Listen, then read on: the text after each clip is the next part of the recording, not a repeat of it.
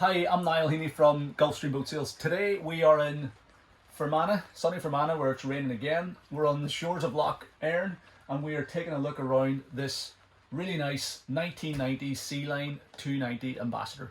It's a beautiful 31-foot long sports cruiser with sleeping accommodation for four in the cabin, separate aft cabin, nice spacious heads compartment. This boat's fitted with a pair of Volvo Penta AD31 130 horsepower stern drive diesel engines on dual prop drives. It's a really well presented one, very nicely polished, very well presented for sale. Had a bunch of recent upgrades as well, including a full new set of camper covers a couple of years ago, bunch of recent service work, and it's just a really nice example. 10-foot beam on this boat makes it a very spacious cruiser, lovely spacious cockpit here, and a pilot room down below as well. What we're going to do now is we're going to take you a walk through the boat. We're going to show you the condition that it's in. We're going to show you all the features on board and hopefully give you a better idea of whether this Sealine 290 Ambassador might be the boat for you. Taking the opportunity while the rain has just eased off to have a look around the outside of the boat. She is a really nice, stylish shape of a boat. Much more modern again than I think her year would suggest. It really does, you know, this sort of generation of Sealine was in production right up until the mid 2000s, so a very fresh looking boat, I think, and it's in beautiful condition. It's been very well polished. The owner was telling me he likes to keep on top of it from a cosmetic point of view. She's always regularly washed and polished, and it shows. Gel coat looks to be in great condition. We've got this nice aluminium rub rail around her with a navy blue PVC insert, which matches her navy blue covers and the upholstery inside. The swim platform, stern corners look good. Nice moulded in platform, probably a couple of feet wide. It has a folding stainless steel bathing ladder. It's got a little transom shower with hot and cold water here. You've got a wee fender basket there as well, and a nice opening gate giving you access into the cockpit. Port side of her also, stern corner looks good, and she's got a nice shine to her up along the hull sides there. It's obviously sort of difficult, fairly difficult, and with her being wet, to tell exactly what she looks like, but I think it's obvious that it's definitely in good nick. Nice engine room vents, big chunky stainless steel cleats here. Covers look great as well. I think she looks even better with the covers off, because you see that radar arch there. Also, with the covers on, it sort of hides the arch a wee bit. Got a nice big radar arch up on top with a big radome. Now, I don't think that's connected to anything on the dash as such, but it's still on there. Navigation lights are on. Easy walk around side deck access. You can climb out from the cockpit. We'll go up there now in a second. Nice high guardrails, aluminium windscreen surround, all looks nice and clean and tidy. Windscreen seals are good. There's no leaks anywhere inside that windscreen. All the port lights and all are all nice and dry inside as well. There's no internal leaks from any of those. Bow rails look great. Rub rail all the way up this starboard side, and the gel coat looks fantastic. A real credit to your owners. This is a very smart looking boat. Let's jump up onto the side deck. Nice chunky stainless steel midships cleat as well. You can grab hold of this rail, climb up on the side deck. Top of the covers look good. You've got a steaming light there, all working. And then decent side decks, nice wide side decks, so you can easily make your way forward here. All the tread surfaces are all moulded, non-skid. You've got a moulded non-skid section on the centre as well, so you could throw down a couple of towels and sunbathe out there. You've got these handrails then to hold on to as well. Hatch into the forward cabin. Anchor windlass with a recessed anchor roller, anchor and chain all there. You got foot switches for your windlass as well. Nice little Sealine pennant on the bow, and then a massive anchor locker, chain locker I should say. Hose in there, and also like a little barbecue room to even store a wee grill in there. So huge chain locker. You'll easily swallow up a bunch of fenders as well. All the clips and catches and hinges are all working in good condition. Big chunky windlass on her. And again, you've got that side deck access down along the port side too. Windscreen looks great, covers are great. Let's see, what do we have? A couple of deck fillers down here for, not labelled, but I suspect they're for diesel, probably. And your port nav light on also. So there you go. Nice bit of usable space up here in the foredeck too. As I said, in nicer weather, you could certainly do a bit of sun lounging out here. But if you just want to easily make your way around the boat for managing lines and fenders and stuff, these walk around side decks make it a breeze to move around the boat. It's kind of difficult whenever a boat's in the marina like this here to get a sense of her full-on side profile, but whenever you do stand back and look at this boat, it is a very sleek looking boat. I think there's lovely lines to it. As I said, with the covers off, you see that radar arch, it looks even better, and then the wee wing up on top, it really is a smart looking boat. You could, if you wanted to, if it really annoyed you, you could trim a wee bit off those covers. I mean, it's great because they overlap and it means you don't get any water coming inside or anything, but you could trim a wee bit off those covers and sort of leave that radar arch visible too. One other thing I want to point out is on this port side, you've got the Sealine badge there, just a little Sealine badge, but I'm not sure if that's a slightly more modern emblem than, you know, the age of the boat. Maybe it was a retrofit one, but that I think it looks really smart actually. Just a wee small detail like that makes the boat look and feel a lot more modern, and also because it doesn't have the stripes, the pinstripes. A lot of these 290 Ambassadors had pinstripes up the hull sides. That dates them a wee bit. You know, this one has had those stripes removed. They're just vinyl stripes, so they just were taken off and polished out. I think that really makes her look a lot more fresh and modern too. You see you've got your exhaust outlet for the heater, nice chrome heater exhaust outlet. Now that Sealine badge is missing off the starboard side for some reason, but I mean, it's just a vinyl transfer. You just put it on there and it would level it, match her up on both port and starboard side. But yeah, no banging on a bit now about this, but I really do like the shape of this boat. Really nice looking boat.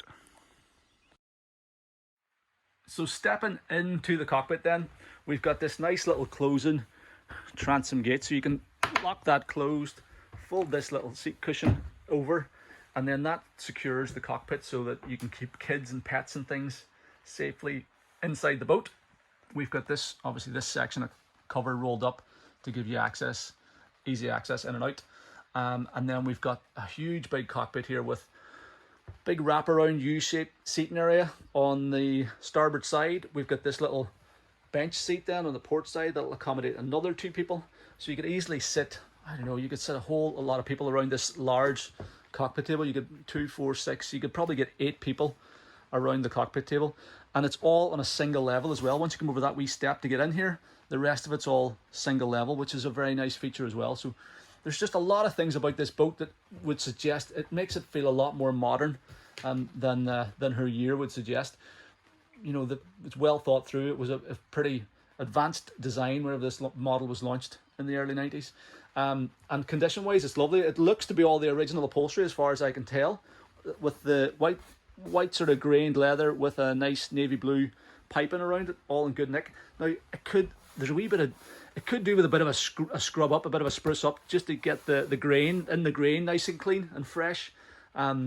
It can be difficult to do if you don't know how to do it, but I have a couple of boat valeting wizards who would be able to bring those seat cushions back to like bright white again, which would do it a world of good. You know, just see these areas here where your hand naturally falls to. They get a wee bit grubby over time, but they can be cleaned back up again with a professional clean. But the actual upholstery itself is in great nick. Stitching all looks good. Again, a testament to the quality of the original materials that were used whenever this boat was first built. So it all looks good. This table as well, as far as I know, these little rails here are a bit of a clue. I think you can remove the table and set it in there somehow to make this area up either in the big sun pad or an extra berth, so you could sleep another couple of people out here at a push, which brings your sleeping accommodation to a total of 6 berths. The floor is all moulded non-skid fiberglass, which is easy to keep clean, easy to wash down. Just got a couple of nice wee runner mat here that the owner has on board. Our battery isolator switches are conveniently located here at the door at the transom gate, so whenever you step on board you can easily reach the batteries and turn them on. We've got some lockers in around here which we'll try and take a look at now shortly. And engine access is in under the floor there as well, so we will remove the table and lift that hatch to get a look at the engines in a wee while. One other thing to point out back here is that we've got this access hatch into the aft cabin in this location as well. Now it's open, it opens from inside the aft cabin, but that hatch lifts up and you can get access to the aft cabin through there. I'm not 100% sure what the reason for it is. I think it's an escape hatch for one from the aft cabin. It also means, you know, nicer weather, you get a bit of a flow of air through the boat to air out the cabin. Or I suppose it could give you private access in and out of the aft cabin if you don't want to disturb your guests that are sleeping up in the forward part of the cabin. But a nice hatch, access hatch in there as well. Huge big triple wide helm seat, individual captain seat over there, and then a double wide bench beside the helm, so whenever the boat's underway you can have company up forward with great visibility out through the screen. We have a nice wide companionway here on the port side with more storage lockers in the gunnels and also onto the floor. We have our manual bilge pump location here, and we have a heater outlet. There's an Eberspacher D3 heater on this boat with an outlet here in the cockpit, which is nice because whenever you're sitting in the evenings with the camper covers up, you can turn the heater on and you'd be amazed at how much heat you can get from just the single outlet in here. The radar arch has a couple of LED downlighters set into it, so you can illuminate this whole area after dark as well. Some nicely placed handrails here. You do have side deck access. If you take this cover off, or if you just pull this zip up here, you can zip this section up and roll it up and clip it, and then you've got molded in step here and here to get you out onto the side deck to walk up to the bow if you're working with the anchor, or if you're just doing a bit of sun lounging up in the bow. So easy access onto the side deck on this side, and also you've got the same little molded in steps on the starboard side as well, so you can very easily hop up there and get out onto the bow on the both the port and starboard sides. And while we're having a look at these covers, you just notice how nice a condition they're in. Now these covers were replaced brand new, I think in 2019, the owner was telling me, so they're just not yet 3 years old, and they're in perfect condition. Nice navy blue covers to match the navy blue piping on the seats, and all the zips and clips and catches are all working perfectly. You can roll up these two back sections independently, you can roll up the two side curtains and clip them, and then we've got a nice hood arrangement coming off the forward part of the radar arch. Having a radar arch always gives a lot more rigidity to the covers as well, so it makes them a lot more sturdy, they last better as well. And it's absolutely bucketing down with rain here, has been all day, and in this cockpit is totally dry. There's none of the seats are wet, there's no drips coming from the bottom of the radar arch. You know, it's the covers are doing a great job. And if you've ever had a boat like this and you've gone to replace the covers, you'll know how expensive they are. You know, you could easily spend $3 grand on a set of covers like this, maybe more in today's market. So the fact that they're all in perfect condition is a great advantage. All the bars look to be brand new as well too. You can roll up the front sections. These two sections roll up independently as well. So if you were out in nicer weather, you could roll up the two front sections, roll up the two back sections, leave the roof on, and then you've got a nice sunshade, and you know, you get the wind in your hair whenever you're cruising along, and great visibility out through the screen. So coming further forward then, we've got this split folding door. So the bottom section closes over, this bit here slides, there's a wee lock on it, you can lock it there, so you can close it up for security at night time or whenever you're leaving the boat, and it's easy to open whenever you're on board. This wee door clips open here. All these wee clips and catches and things on this boat are all working perfectly too. That there slid back out of the way, so there's no danger of whacking your head off it, and you've got a couple of easy steps giving you access down into the cabin. We also then have a couple of steps up to the helm station. Just below that step, you've got your fuel isolator valves. So if you need to kill the fuel supply to stop the engines in an emergency, you can do it there. Again, the floor is all molded non-skid underneath these mats that the owners put down. Floor is all in nice condition. Whole boat's in lovely shape actually. And then we've got these nice supportive, great captain style helm seat and this double wide bench beside it. Coming up here, we have a huge big chart table area. So you can put your charts in there, your paper charts. We've got a full suite of marine instruments, electronics, all that sort of stuff, which we'll go through now in a wee bit of detail. And a nice, comfortable helm position. As I'm sitting at the helm here, I've got clear visibility through the centre of the windscreen. There's also room to stand just about. Well, not really. You'd have to stoop a wee bit. But you could stand and step over, but the seating position is nice and comfortable anyway, and you've got really good visibility. So you're looking straight through the screen. You've got good visibility to the side as well, and you're elevated over the heads of your rear seat passengers, so you get good visibility out the stern of the boat too. As I'm sitting here, the steering wheel is slightly offset to my left hand side, and then we've got your throttle and shift levers here on the right. Let's have a run through the equipment on the dash now. So first of all, you're greeted with your engine warning panels. So you got your alarm test button. That wee alarm buzzer's not working, but the wee visual indicators are working. So you got temperature, oil pressure, battery for both engines. Whenever you start the engines, they should turn off, and then if they come on whenever the engine's running, you know you've got an issue. But you've got all the relevant information up on the gauges. We've got our trim switches here for your drive trim, and that's working, trimming both drives up and down. And so they're both trimming okay. The gauges are not quite calibrated. This one is possibly out of kilter. They're not going to the same number, but the stern drives are trimming up and down, no problem at all. On a boat of this age, you're always going to have, the dash is never, nothing's ever going to work completely 100%. In my experience anyway, there's always going to be a few things, but provided the main, and if you're going to get hung up on stuff like that, you're probably better off looking at a fresher boat. But the main thing for me is that your main instruments are working properly, your oil pressure, your temperature, your warning systems, that's the important stuff. The trim gauges and things are more sort of nice to haves. We've got a 12 volt switch panel here for bilge pumps, engine and fans, windscreen wiper, port side wiper, and starboard wiper. Essential in Fermanagh. They're working perfectly. Anchor windlass. So that's your anchor windlass controls. Equipment. I don't know, that must power up some of these electronic gizmos. Log, VHF, nav lights or navigation lights all turned on. Ride lights, must be some other sort of lights. This is your radar arch lights, and then deck lights as well. So everything's working there, which is good.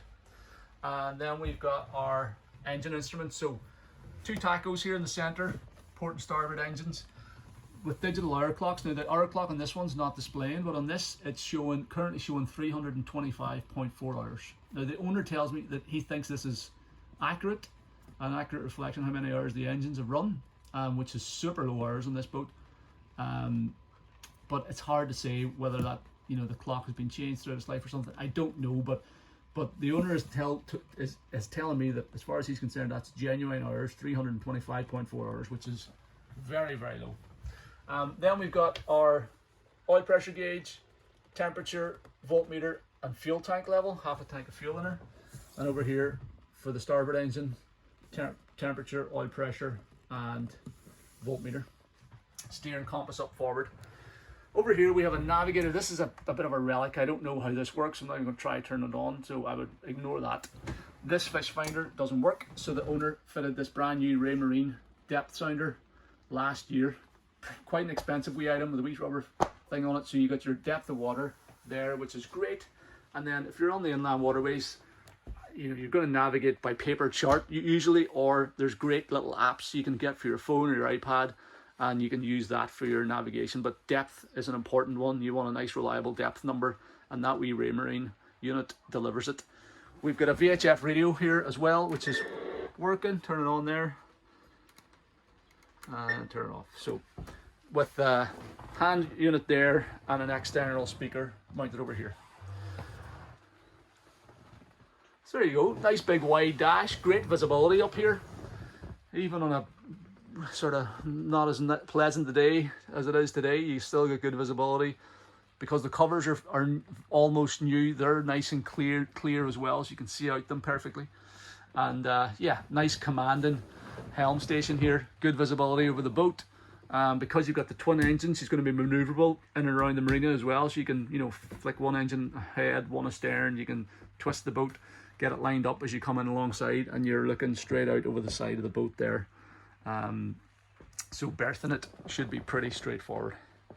We're going to take a look around the engine bay now shortly as well, and then we will fire up these motors and I'll let you hear them starting and running.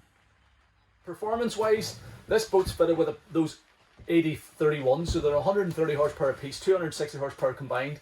I'll have to do some research on what the top speed is, you know, what the sort of build spec top speed was, but I would imagine it's going to be something like maybe 20-25 knots in that territory.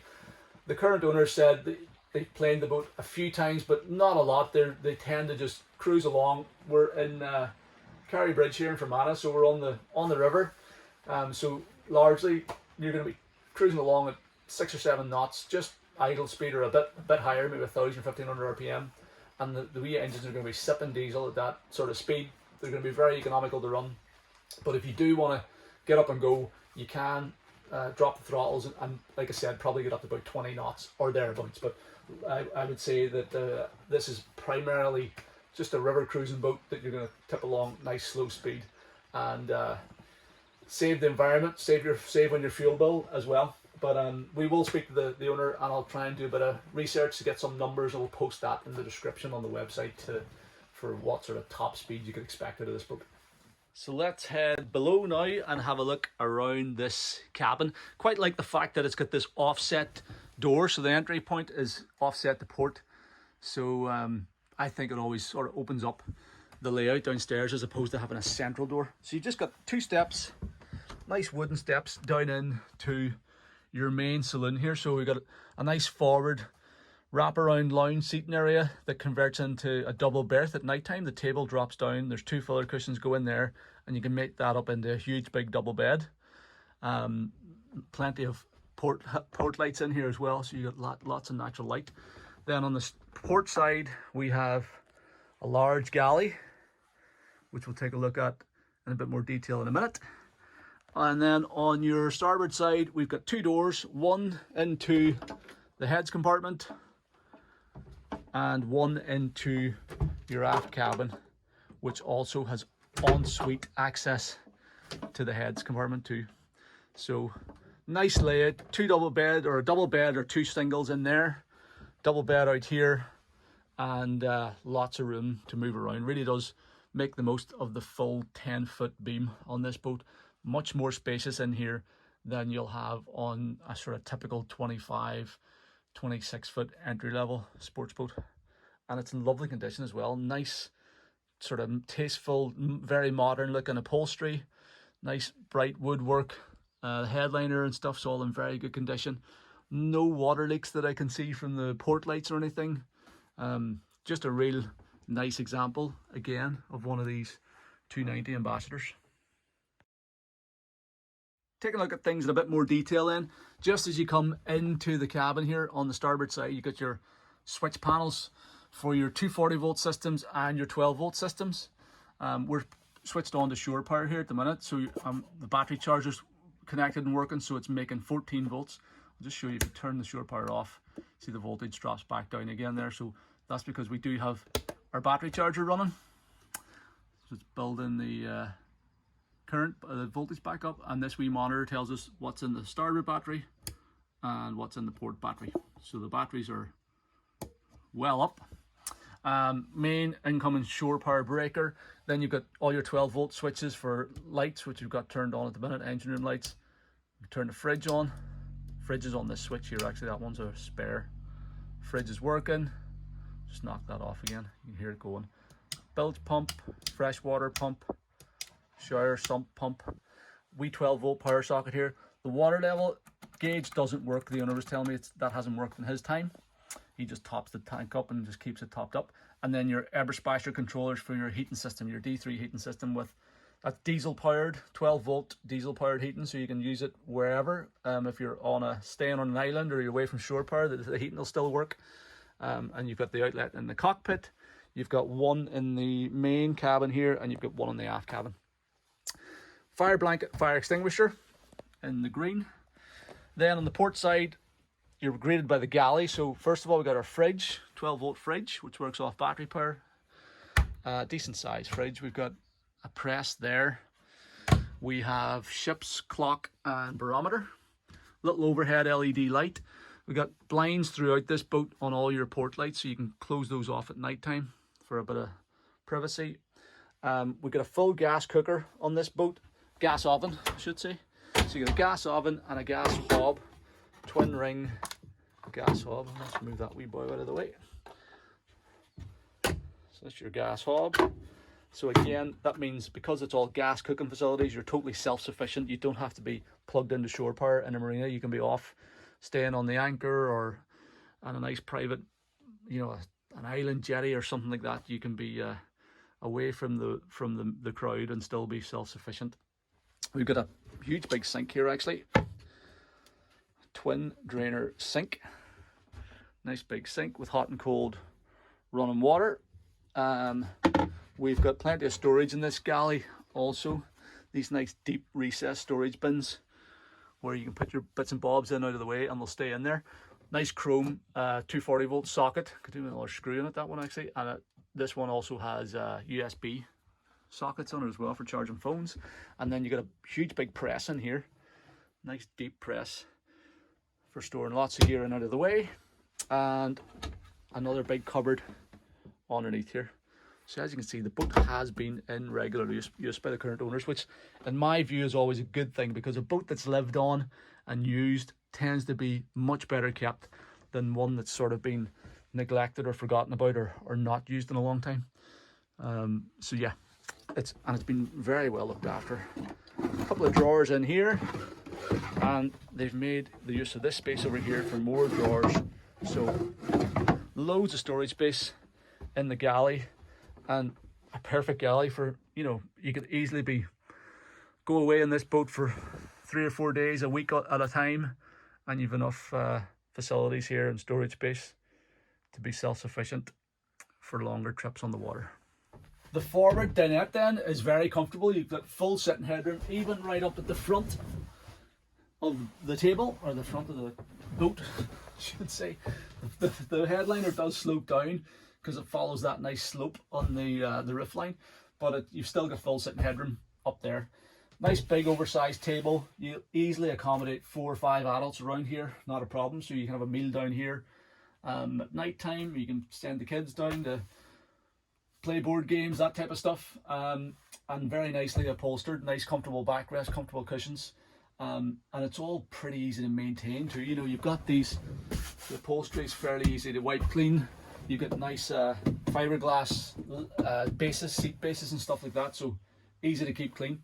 It's very bright and airy down here. It doesn't feel claustrophobic at all because it is such a nice open plan layout, and you do have all these elongated portholes, port lights, so you can see out.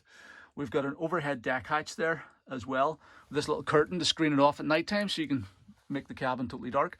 We've got these overhead downlighters. And we've also got this big light here as well, so you can illuminate the whole cabin after dark. We've got speakers for our stereo here. Actually, the stereo itself lives up in this headliner unit too. So let's just turn that on. Did have it on, it's working fine. Recording over 32.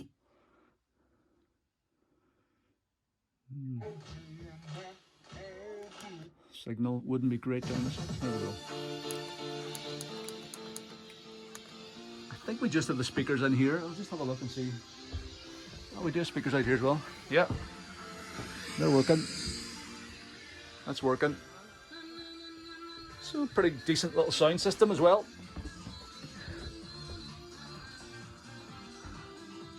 front loading CD player there too, so nice stereo system. We've got 240 volt sockets up there, carbon monoxide alarm as well, which is important. We have that. We've got storage, these nice little deep storage bins in behind the seat backrest. Some nice Sealine coasters there actually. The owner's got dehumidifiers and air fresheners dotted around the place, which is always a nice free sign. And we've got a pretty comprehensive history file on this boat too. Full service, well, I say full, there's a comprehensive recent service history. We've got all the owner's handbooks and manuals. We've got a whole bunch of previous bills of sale as well, showing a real good chain of ownership.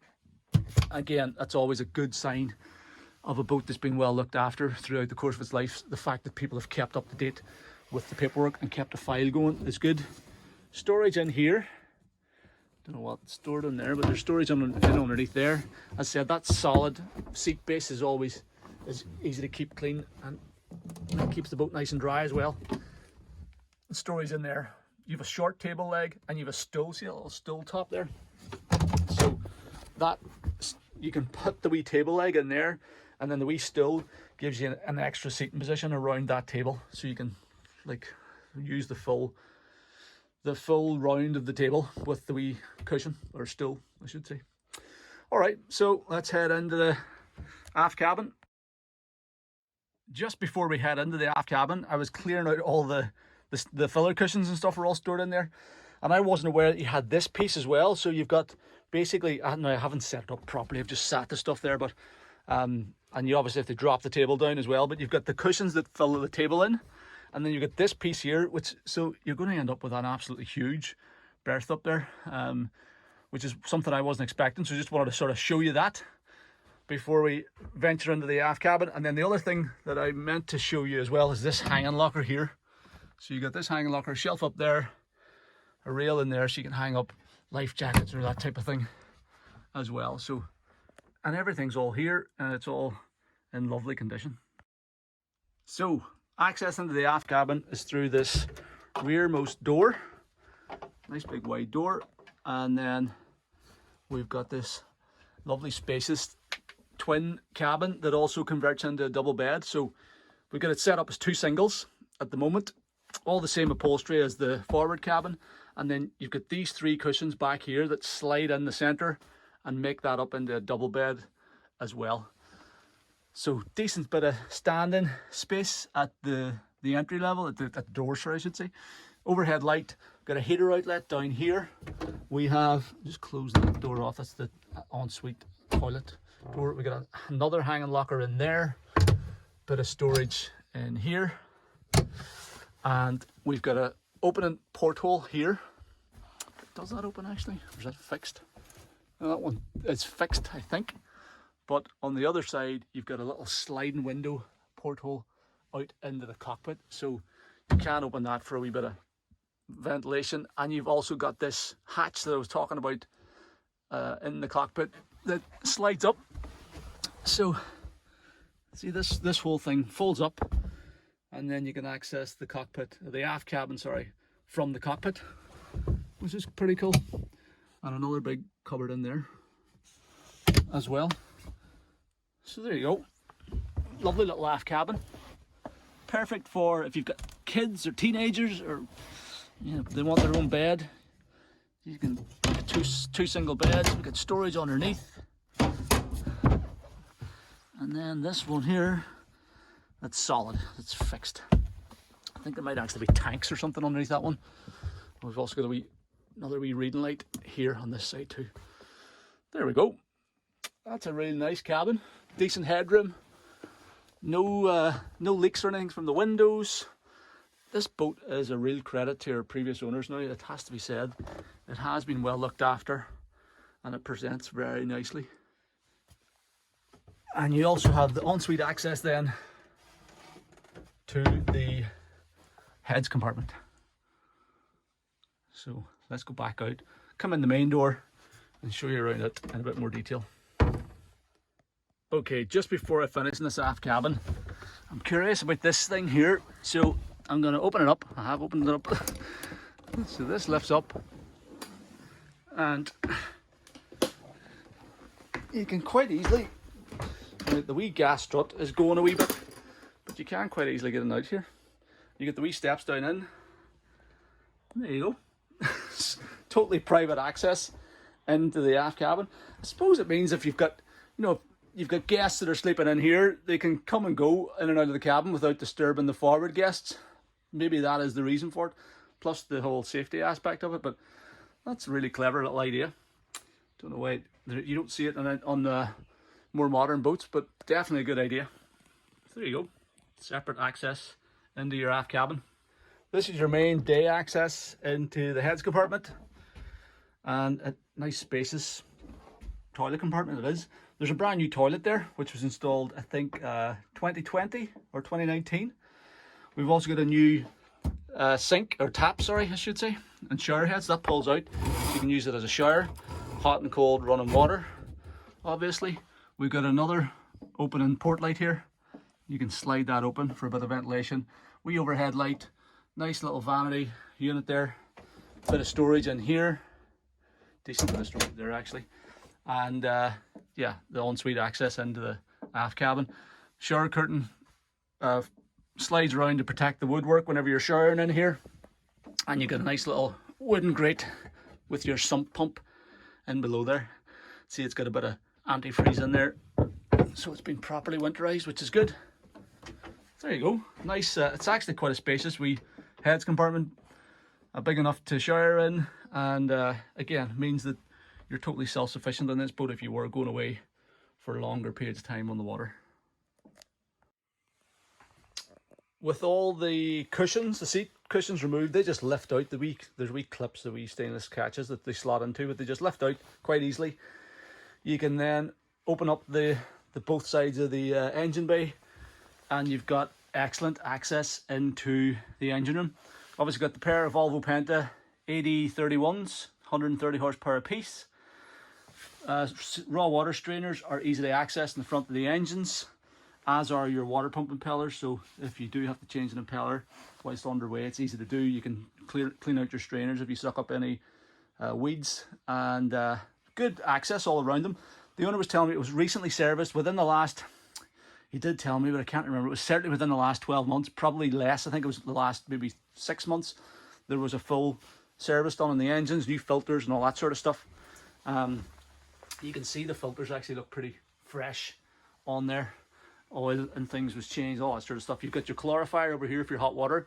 You've got battery boxes down in that side on the starboard side. You've got another battery, single battery on the port side. We've got fuel pre-filters in there, which are easy to get to. Again, they look like brand new. Bilges look pretty clean. And yeah, nice engine bay with great room to work around them. We'll fire them up now to show you them starting to run. So this is a completely cold start. I haven't ran the engines at all since I've been here today, so this is us. We're going to start the port engine first, then starboard.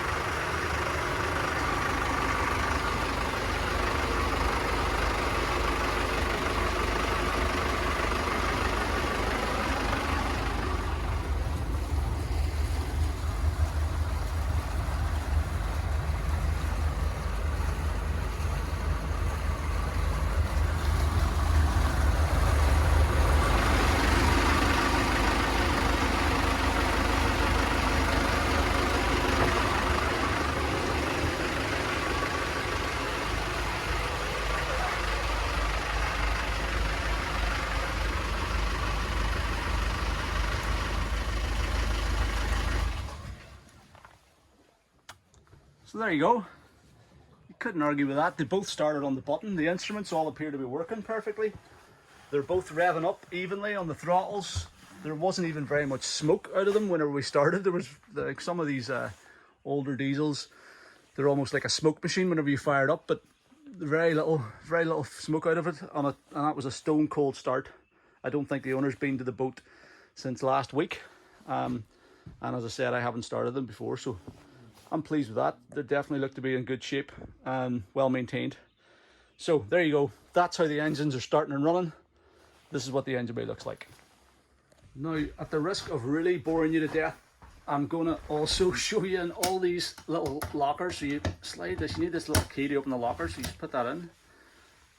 Nice deep locker, extension lead in that one. Lock it closed again. In here, this would suggest that there's a battery charger in this one. There we go, battery charger and an inverter as well, actually a 1000 watt inverter in there too.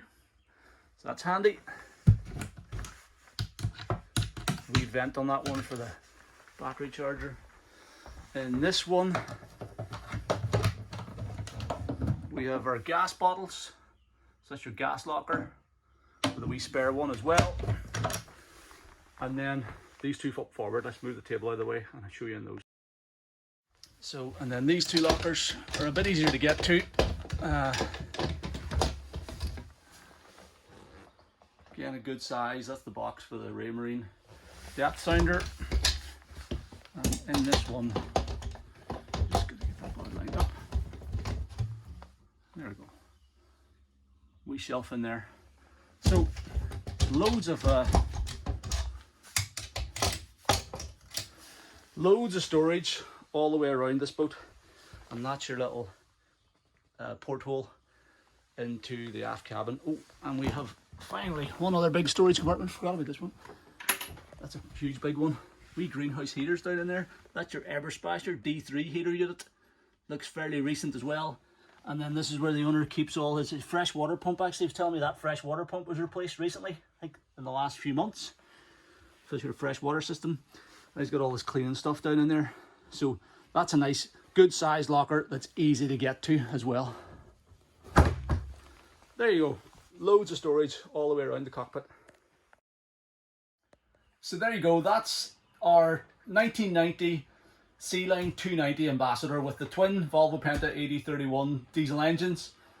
And just a beautiful example of one of these 290 Ambassadors. A very clean, tidy boat, been well cared for, well looked after, and you know, well maintained throughout her life, and certainly throughout the recent few years. Fairly recent 2 or 3 year old camper covers, lots of nice upgrades, the new toilet and the new taps, and there's been a lot of maintenance done as well. The engines were serviced as we said within the last few months, and the new depth sounder, and just a lot of nice wee upgrades. Very clean, honest, straight example of one of these boats in beautiful condition and ready to just turn the key in and go cruising this summer. Very spacious boat, perfect for a family of 4 or 6.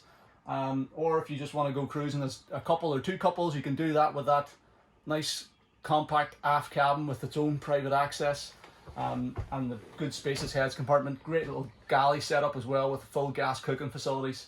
It's just got a lot going for it, this little boat, and yeah, ready to go cruising in. So if you're interested, if you've got any questions about the boat, if you want to come and see it, if you want to arrange a sea trial or a survey, please don't hesitate to get in touch. The best way to do that is by giving me a call on the number at the top of our webpage, or you can send me an email to sales@gulfstreamshop.com, or you can fill out the callback request form on this page of our site, and I'll contact you at a time that's convenient. Thank you very much for taking the time to watch this video. I hope you find it useful.